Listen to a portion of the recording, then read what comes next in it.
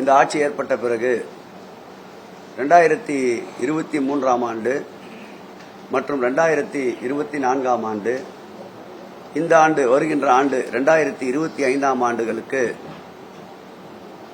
நாட்காட்டிகளை வெளியிட்டிருக்கின்றோம். இந்த நாட்காட்டிகள் என்பது 1200 பெரிய நாட்காட்டிகளும், திருக்கோயில்களில் முதலாம் ஆண்டு 30,000 நாட்காட்டிகளையும் சிறிய நாட்காட்டிகளை விற்பனைக்கு ஏற்பாடு செய்திருந்தோம்.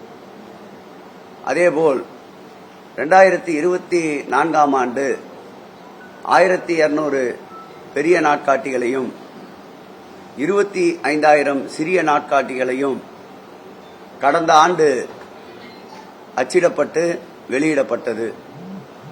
இந்த ஆண்டு அதேபோல் 1200 பெரிய நாட்காட்டிகளையும் 25,000 சிறிய நாட்காட்டிகளையும் அச்சிட்டு வெளியிடப்பட இருக்கின்றது.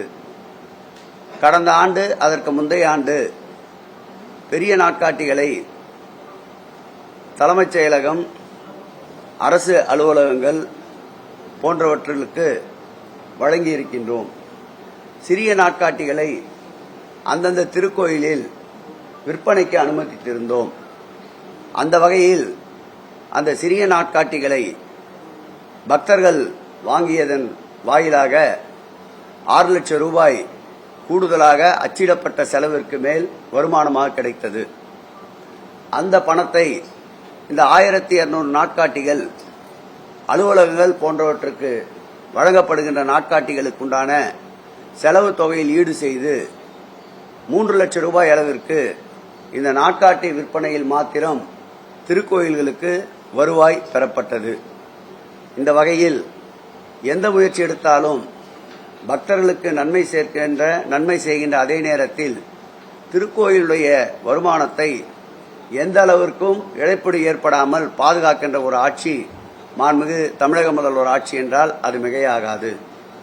அந்த வகையில் திருக்கோயிலுக்கு பெறப்படுகின்ற காணிக்கையாக வரப்பெறுகின்ற பலமாற்று பொன்னினங்களை நீதிபதிகள், ஓய்வு பெற்ற உச்சநீதிமன்ற நீதிபதி, உயர்நீதிமன்ற நீதிபதிகளை வைத்து தமிழகத்தை 3 மண்டலங்களாக பிரித்து திருக்கோயில் பெறப்பட்ட பலமாற்று பொன்னினங்களை மறு பயன்பாட்டிற்கு கொண்டு வருவதற்காக அவர்கள் தலைமையிலே முழுவதுமாக அறத்து பிரித்து அந்த நகைகளை சரிபார்த்து தெய்வத்திற்கு உகந்த நகைகளாக இல்லாத பலமாற்று பொன்னினங்களை மும்பையினுடைய உருக்கு ஆலைக்கு அனுப்பி அதை 24 கேரட் தங்க கட்டிகளாக மாற்றப்பட்டு அவை வைப்பு நிதியாக வைக்கப்பட்டதன் வாயிலாக இதுவரையில் இந்த அரசுக்கு, இந்த இந்து சமய அறநிலையத்துறைக்கு பெறப்பட்டிருக்கின்ற வருமானம் ஆண்டிற்கு 6,31,00,000 ரூபாய் இதுவரையில் பெறப்பட்டிருக்கின்றது.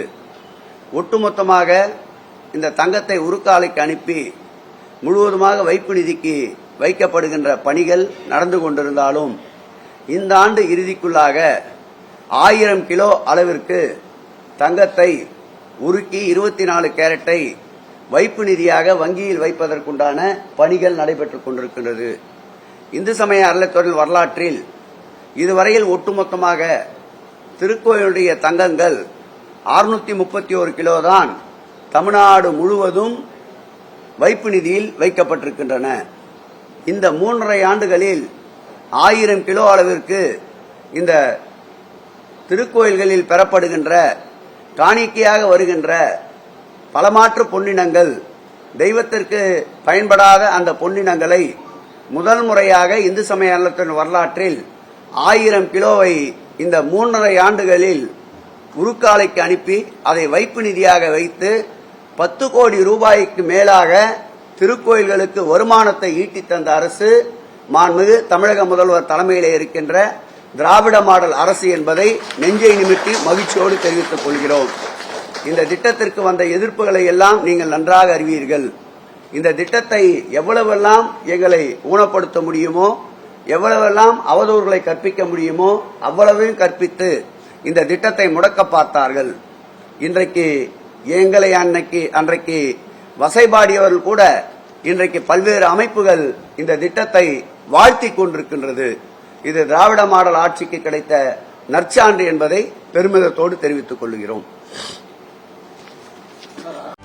செய்திகளை உடனுக்குடனும் துல்லியமாகவும் தெரிந்து கொள்ள சப்ஸ்கிரைப் பண்ணுங்க.